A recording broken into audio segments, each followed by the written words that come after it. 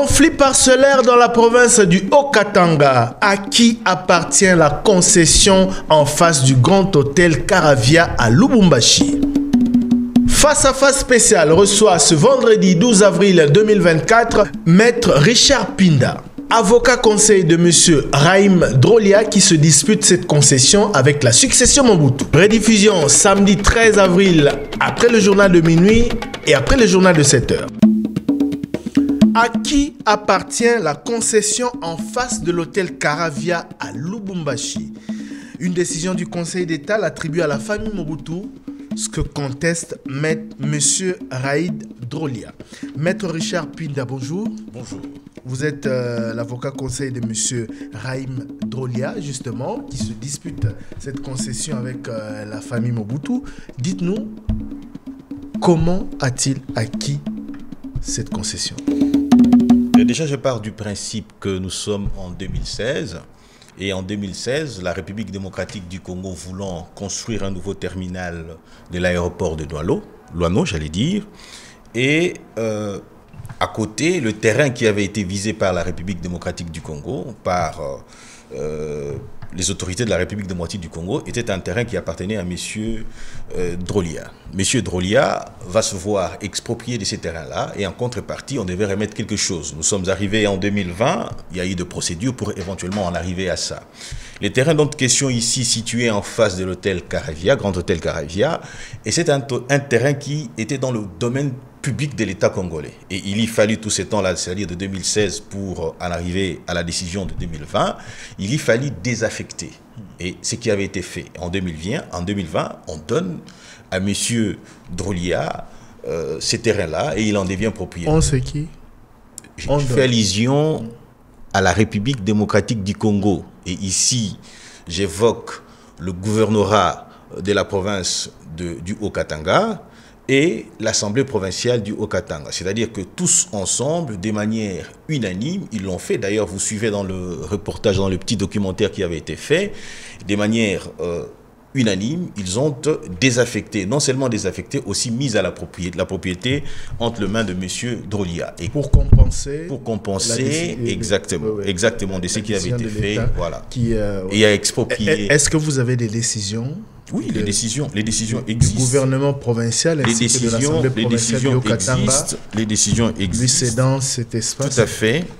Les décisions existent. Vous avez même le rapport, ça c'est le gouvernement, l'Assemblée provinciale, la correspondance de l'Assemblée provinciale qui en parle.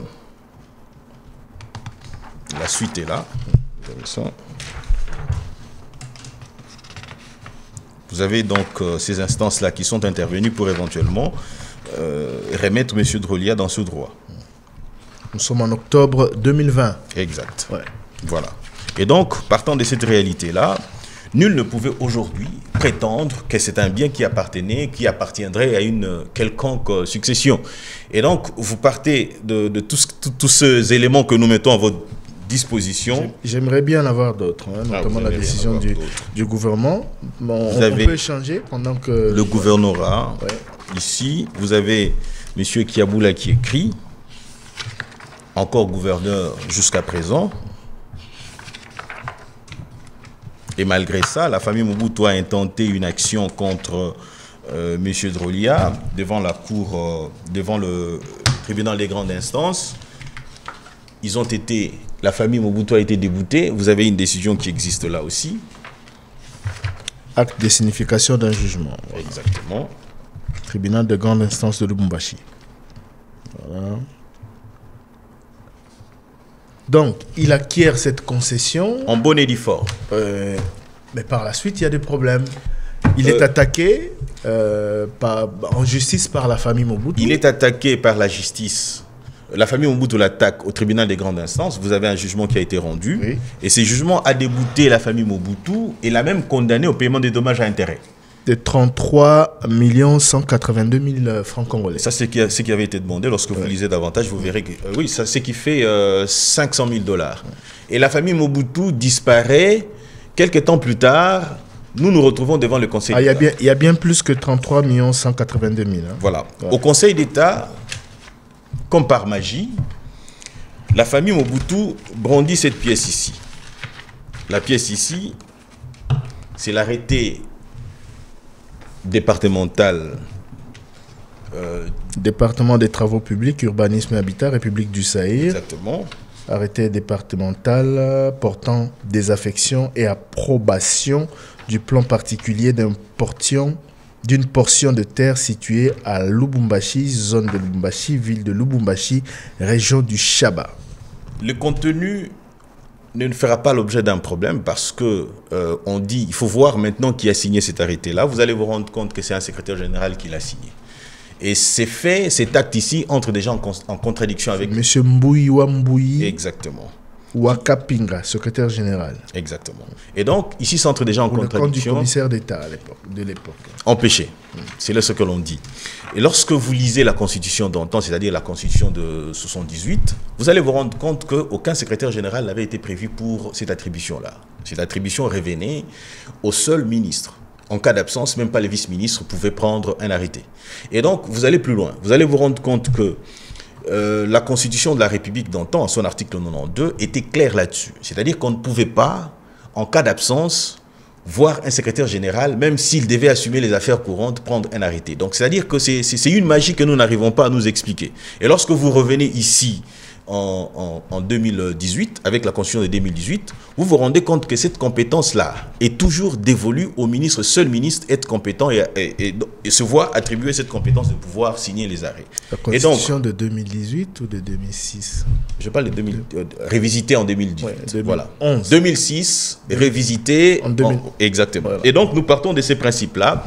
Vous allez vous rendre compte que cet acte ici n'a pas un fondement juridique légal. C'est un acte d'ailleurs, le rapport qui avait été établi par la commission ad hoc du ministère de l'Urbanisme et Habitat sur cette concession-là, a démontré à suffisance que dans leurs archives, cet acte n'existe pas. Et donc, on se pose aujourd'hui la question de savoir comment le ministère, plutôt le Conseil d'État, en est arrivé à ça. Comment on est arrivé à cette décision-là. À la décision étant donné que le Conseil d'État est compétente pour examiner les actes administratifs. On prend un acte administratif tel quel, on l'emporte pour éventuellement se justifier ou prétendre qu'on est propriétaire des terrains. Et dans la pratique, le Conseil d'État devrait commencer par examiner cet acte-là. Et ne l'ayant pas fait, ou soit avoir été soudoyé d'une manière ou d'une autre, nous en sommes arrivés à ces résultats où nous avons cette décision. Il s'agit quand même des accusations graves contre le Conseil d'État. Ça va de soi. Parce qu'aujourd'hui, restons sur la décision. Oui, justement, juste rappeler que le tribunal de grande instance de Lubumbashi a donné raison à votre client. Exactement. Au détriment de la famille Mobutu qui a attaqué cette décision au Conseil d'État. Mais le problème que vous évoquez ici, c'est la qualité de ce document. Non.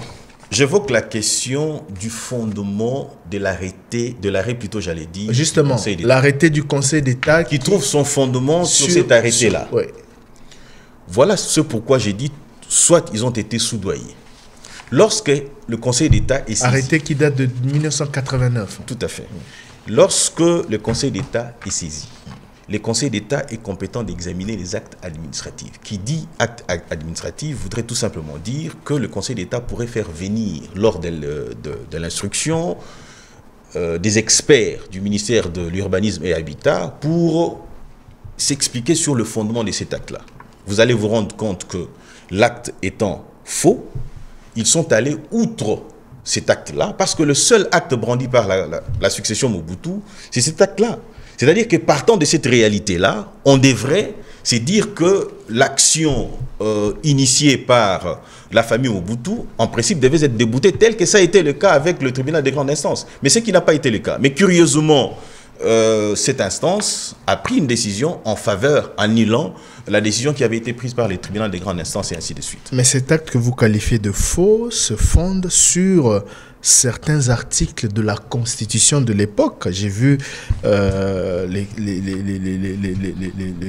texte tel qu'il est repris, et la décision qui se fonde sur la Constitution de la République, spécialement son article 93, ainsi que certains décrets et des lois qui existaient à l'époque. Lorsqu'on examine un acte en droit, il y a deux éléments dont il faut tenir compte. La forme et le fond. Et les fonds. Et ici, la forme pose déjà un problème. Nous vous avions dit que celui qui a signé cet acte ici n'est pas compétente pour éventuellement de le faire. Lorsque on prend un acte par une personne qui n'est pas compétente, quelle en est la conséquence? C'est que cet acte est nul, et nul de fait. Et donc, le Conseil d'État étant l'organe, j'ai dit, vous l'avez dit tout à l'heure ici, vous dites que c'est déjà dangereux ce que j'ai avancé tout à l'heure ici. Le Conseil d'État, c'est une instance où l'on ne peut trouver que des experts, des élites ayant, ou soit ils sont dotés de compétences hors pair. Pourquoi? Parce qu'on suppose qu'ils ont traversé toutes les étapes pour en arriver à ça. Ok? Et au-delà de tout ça, on ne peut pas avoir au Conseil d'État des gens qui tâtonnent. Parce que le Conseil d'État, c'est un ordre juridictionnel qui existe à part entière. Et les décisions qui sont prises par cette instance-là, qui sont prises en premier et dernier ressort, doivent faire montre du bon droit. Et dans le cas d'espèce, le bon droit n'a pas été dit. Pourquoi? Parce que l'acte dont la succession Mobutu s'est prévalue, c'est un défaut de forme. Ben voilà. Lorsque la forme pose problème, vous n'allez pas examiner le fond. Et déjà ici, il y a un problème. Est-ce que vous avez présenté vos moyens de défense? Les moyens de défense ont été présentés. Suffisamment alors. Suffisamment, les moyens de défense ont été présentés. Mais qu'est-ce qui vous fait dire que cette décision n'est pas en rapport avec le bon droit, cette décision du Conseil d'État? Je vous ai dit tout à l'heure, j'en reviens encore une fois de plus. L'acte qui a été examiné par le Conseil d'État, c'est-à-dire cet arrêté-là, ok, ne répond pas à la forme. C'est-à-dire que le secrétaire général de l'urbanisme au ministère de l'Urbanisme et Habitat n'est pas compétent pour signer un arrêté ministériel. Seul le ministre, à l'époque, c'est-à-dire le commissaire d'État, pouvait le faire. Et aujourd'hui, on m'amène un acte qui a été signé par une personne qui n'en était pas compétente, qui n'a jamais été compétente, parce que la République démocratique du Congo a consacré cette compétence au seul ministre. Je vous ai référé à l'article 92 de la Constitution de 78, qui l'est dit, et aussi par la Constitution, l'actuelle Constitution a aussi évoqué cette même matière en son article 93. Il a signé pour le compte du ministre? Il ne peut pas. Il avait reçu mandat. La compétence est d'attribution. On ne suppose pas. On ne suppose pas. Je ne pense pas que ici sur Top Congo, Christian Lusakweno absent, il cède ses compétences à Thierry Kambundi et Kambundi peut décider de vendre. C'est impossible.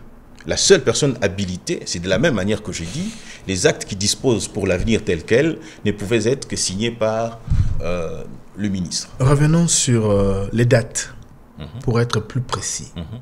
Vous dites que votre client, M. Raïm Drolia, s'est vu obligé de céder le terrain qui était le sien, près de l'actuel aéroport, en 2016. Et en contrepartie, l'État lui a cédé cette concession en face du Grand Hôtel Caravia. Justement, voilà, j'ai ici tous les documents que vous présentez. Mais la famille Mobutu évoque l'appartenance ou la propriété de ce... enfin, la famille Mobutu dit que cette concession lui appartient depuis les années 80. Or, tous les documents que vous présentez ici datent de 2016, 2020, c'est récent. Écoutez, je pars du principe que, en droit, il ne suffit pas d'alléguer un fait. Je ne peux pas venir ici parce que je suis dans le locaux de Top Congo et dire que je travaille ici. Non, pas du tout. On va me poser la question de savoir, de brandir le contrat de travail et au-delà de ça, même la carte de travail. C'est de la même manière que la famille Mobutu peut alléguer ce qu'ils veulent, mais il faille à ce que la famille Mobutu brandisse la preuve de propriété. Et ici, ici seul, monsieur Drolia a les actes. Vous lirez même la correspondance de l'inspection générale des services judiciaires et pénitentiaires. Ok, qui ici fait la traçabilité de cette propriété-là. Et lorsqu'on essaye de déguerpir messieurs Drolia et tous ceux qui occupaient ces terres-là, ici, le secrétariat des services judiciaires évoque un fait. Ils disent comment vous pouvez déguerpir une personne qui a tous les titres qu'il confère la propriété en faveur de celui qui n'en a pas. Et donc ici, il est difficile de pouvoir prétendre que monsieur, la succession Mobutu est propriétaire de ces biens. Voilà pourquoi les prétentions de monsieur de la succession Mobutu ont été déboutées par les tribunaux de grande instance et ici aussi éventuellement la correspondance qui les atteste telle qu'elle. Je vais lire quelques extraits de cet acte que vous contestez pour défaut de qualité. Vu constitution, décret, loi, etc. Laissez-moi vous interrompre s'il vous plaît. Je vous ai dit deux choses. Ouais. Nous avons la forme je suis et les fonds. Si vous êtes déjà dans la forme, ça ne sert à rien d'aller sur le fond. Parce que...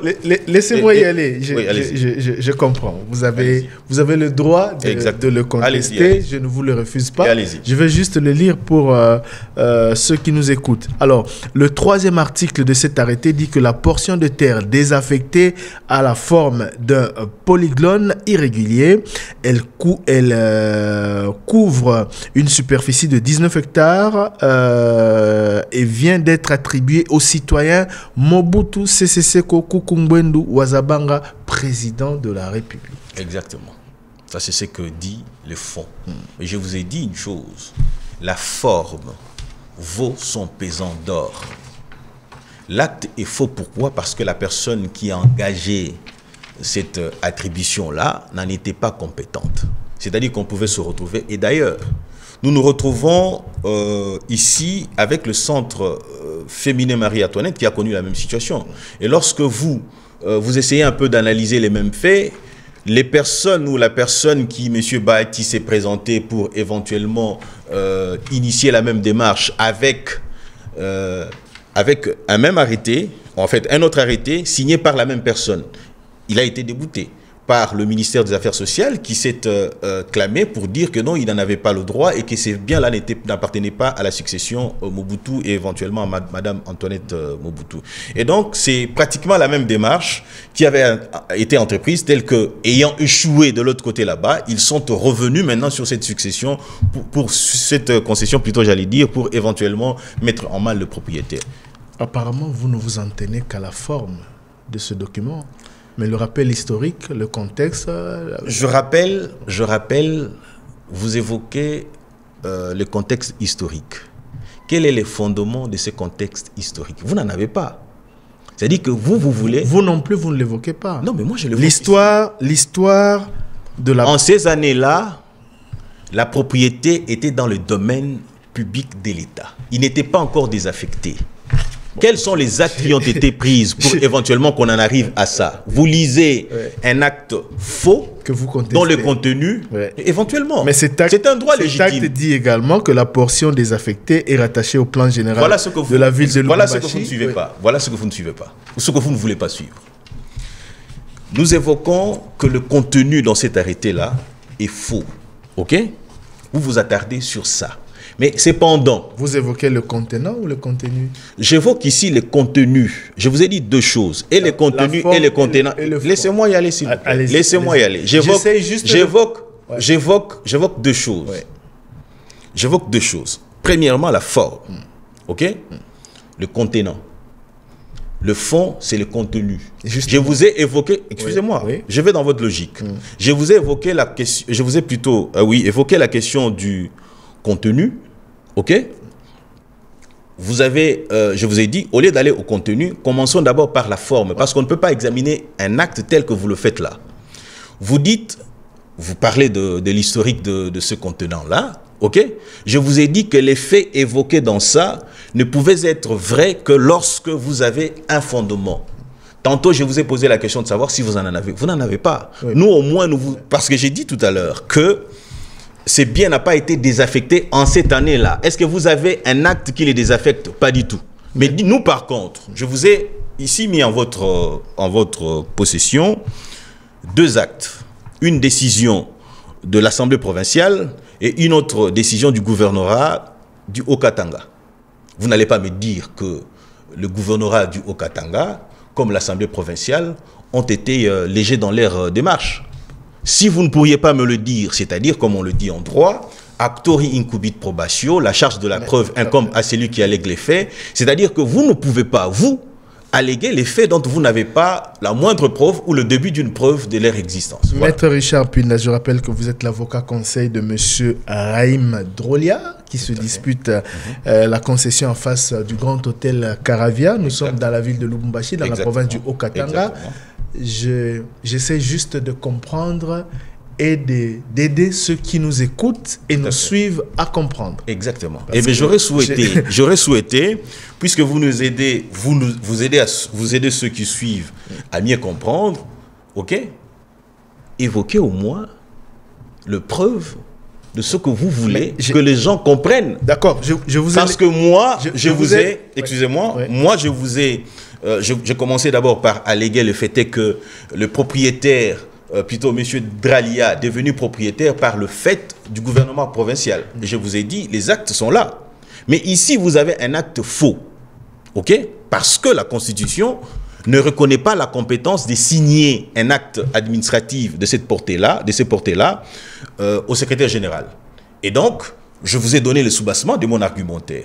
Mais lorsque vous revenez pour dire que la famille Mobutu aurait profité de cette session-là, à une époque donnée, je vous ai dit quels en sont les actes, comment dire, de soubassement. Je comprends, mais je n'ai sous mes yeux malheureusement que des documents. Mais pourquoi vous voulez aller au-delà de ces documents-là? C'est ça le danger. C'est ça le danger. Excusez-moi, je vous ai laissé parler. Allez-y. Je ne fais que poser des questions. Allez-y. Je n'ai sous mes yeux que des documents que vous avez mis à ma disposition. Tout à fait. J'ai eu à suivre et à mener quelques recherches sur les arguments avancés par la famille Mobutu. Raison pour laquelle je vous renvoie au contexte historique, parce que c'est vrai, vous êtes un peu mal à l'aise si je non, les éléments ici pour poser des questions. Nous évoquons une question de droit. Ouais. Ici, il est question de contester l'arrêt du Conseil d'État. Et je vous dis ici, la seule pièce, puisque vous le dites, vous avez évoqué le contexte historique, ok? C'est-à-dire que vous avez des éléments, comme vous l'aviez dit, vous aviez approché soit la famille Mobutu, vous avez des éléments lesquels éléments dont la famille Mobutu n'a pas pu brandir à la cour. Vous voyez le danger? Le danger, c'est que vous allez au-delà de ce que la famille Mobutu a été capable de faire. Ça, c'est vous qui le dites. Mais c'est ça, en fait. Malheureusement, parce que le seul élément... Je vous ai donné l'arrêt de la Cour du Conseil d'État, que vous pourriez même aller analyser. Vous allez voir que la seule pièce qui avait été brandie par le Conseil d'État, par la famille, la succession Mobutu, au Conseil d'État, c'est la seule pièce en votre présence. Quel est le point de vue du ministère de l'Urbanisme et Habitat? Mais je vous ai brandi aussi le rapport, le ministère de l'Urbanisme. Parce qu'il est évoqué ici, par l'Assemblée provinciale, dans le document de l'Assemblée provinciale et le gouvernement provincial. Quel est le point de vue du ministère de l'Urbanisme et Habitat, d'autant plus que, au nom de la continuité de l'État, il avait un mot à dire. Voilà le rapport du ministère de l'Urbanisme et Habitat. Ouais, voilà. Il y a eu même... Rapport final ad hoc sur la cession de la concession Lubumbashi Grand Caravia. Je vous convie à aller au point...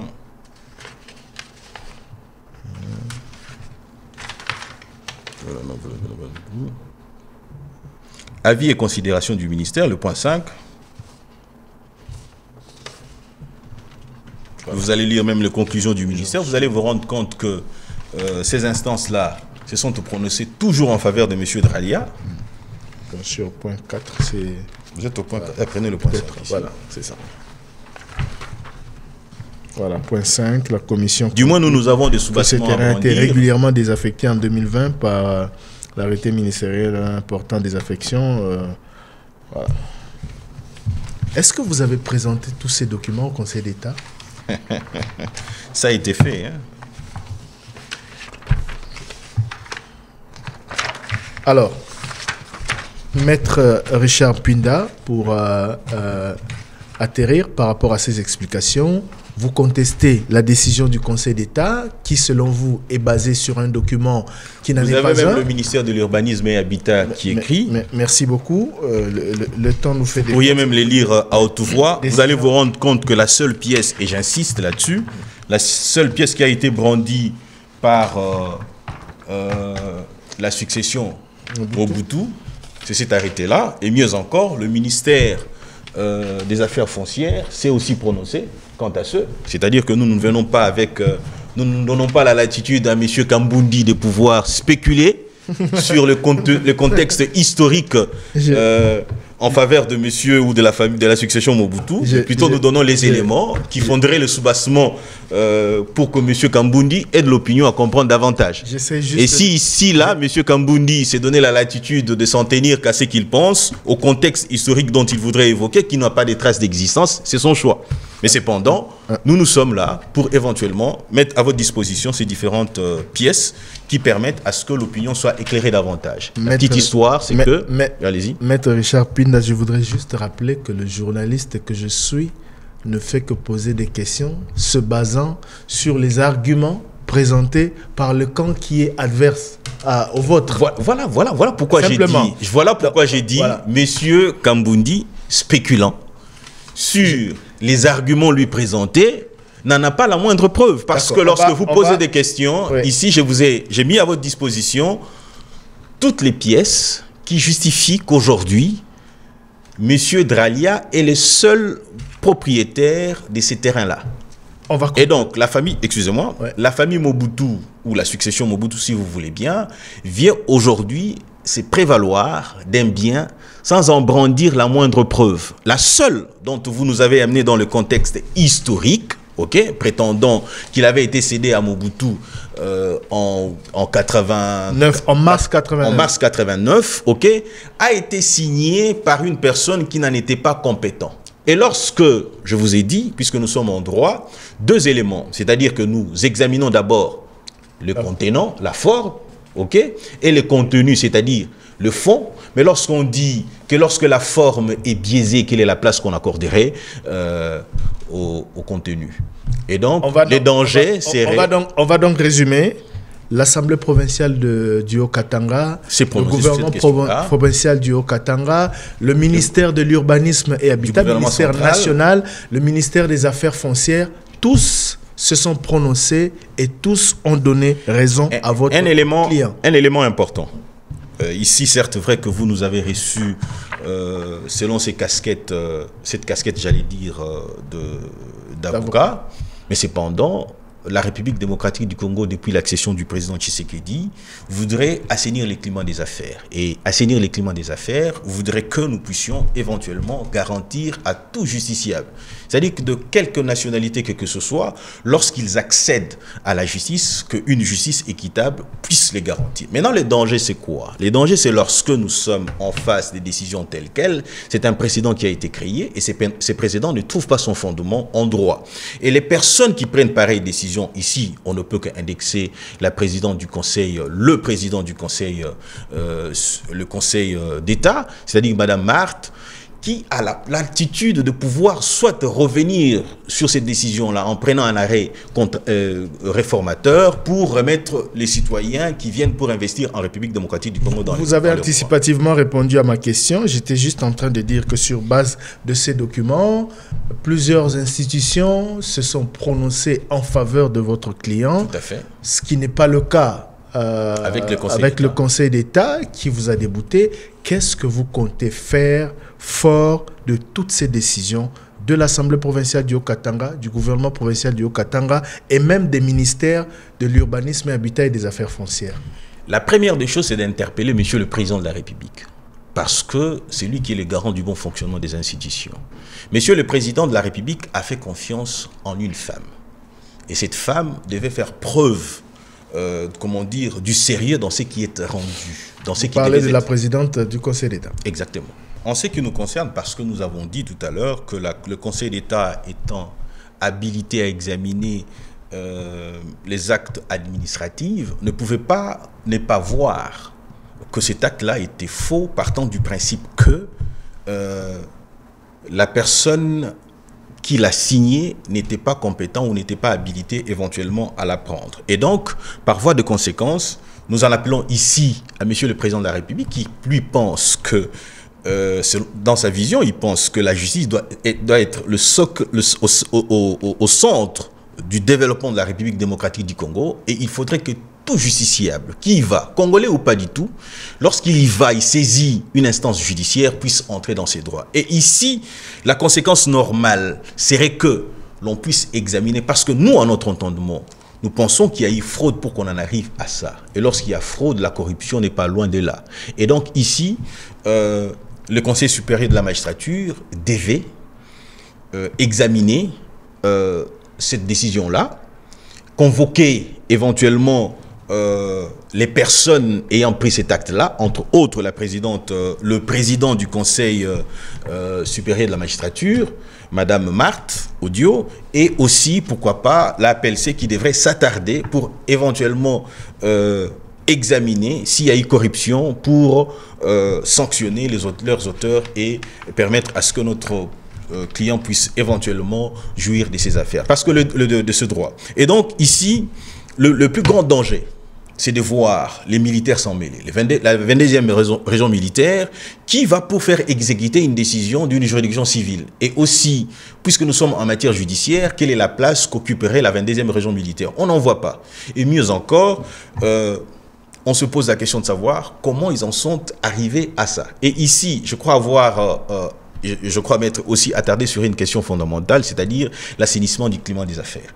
Le président est tout le temps sorti, on lui pose la question de savoir qu'est-ce qu'il va faire à l'extérieur. Il dit entre autres chercher les investisseurs. Et les investisseurs doivent avoir réellement des contacts ici pour se dire, lorsque nous y allons, quelle est la garantie qu'une justice réellement distributive qui permet à tout citoyen de pouvoir jouir de ses droits est en République démocratique du Congo. Et ici, il est clair que l'opinion comprenne que ceux qui mettent la vision du président de la République, c'est en danger, entre autres, les personnes qui ont été désignées pour éventuellement gérer l'appareil judiciaire. Voilà. Est-ce que vous pensez que votre client, M. Rahim Drolia, aurait été préjudicié par le Conseil d'État sur ce dossier parce qu'il n'est pas congolais?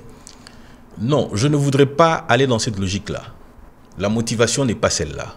Et je ne voudrais pas non plus penser, parce que ce que je pense ou estime n'a pas sa raison d'être, ce qui est beaucoup plus fondamental, s'il vous plaît. Vous avez semblé l'insigner. Je n'ai pas semblé. Laissez-moi évoluer. Allez-y, M. Kambouni. Allez-y, je vous en prie. La pensée que je mets ici n'a pas d'importance aussi longtemps que nous avons les pièces pour les étayer. C'est-à-dire que par devers vous, je vous ai remis en main propre, non pas par personne interposée, les actes pris par l'Assemblée provinciale, les actes pris par le gouvernorat du Haut-Katanga, le gouvernement central de l'urbanisme et habitat s'est prononcé, et aussi le ministère des Affaires étrangères. Par voie de conséquence, les affaires foncières, oui. Et par conséquence, mon client est lésé. Je l'ai porté à votre connaissance, me demander, prétendre que je serais en train d'insinuer, c'est prétendre aller outre ce que j'ai mis en votre possession. Voilà.